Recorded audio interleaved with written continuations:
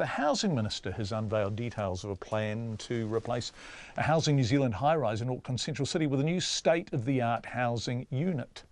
Plans to demolish the Grays Avenue high-rise, not far from us here at all, and replace it with 280 new units were announced in March. But today Phil Twyford confirmed it's actually going ahead. 139 Grays Ave in central Auckland will be demolished next year and will be replaced by a brand spanking new unit for a mix of people across a range of incomes. Katie Scotch was at the announcement and she filed this report. Housing Minister Phil Twyford stressed the need for quality housing to be provided for those sleeping rough in the country's biggest city. If we're serious as a city and as a country about taking a compassionate approach for people who are in that situation, then it's vital for Auckland that we provide high quality housing here in the city centre. And so that's been a big part of the thinking behind this development. While the overall cost of the project is still unknown, Housing New Zealand says a minimum of $100 million will come from its pocket, but the total cost could be more than $200 million. The complex will feature 280 apartments and on-site health and support services. Up to 80 of the new units will be allocated to homeless people living on the streets of Auckland, and the other 200 will be a mix of state housing and public rentals.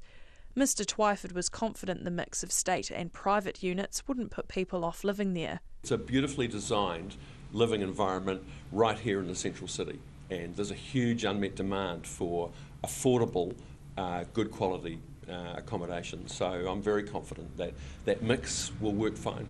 139 Grays Ave isn't in great shape.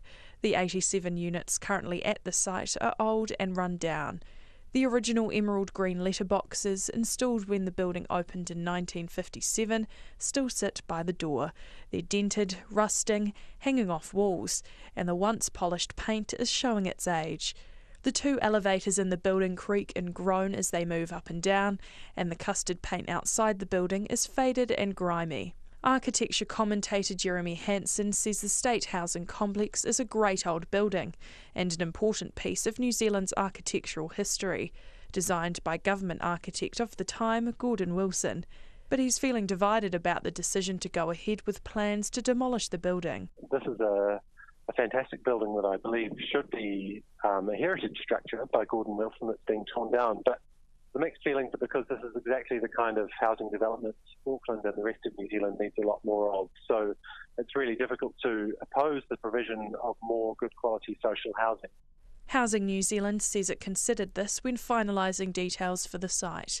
But Scott Foley, a Housing New Zealand principal advisor for the new development, says it was an opportunity they couldn't miss. To think that if we didn't redevelop this building, we couldn't house hundreds more people on the site would be a real shame. So this was the only option then? We looked at a couple of options, and to be able to build an extra couple of hundred units on the site and house lots more people who need housing in a way which really supports them to achieve goals that they set for themselves is a great opportunity.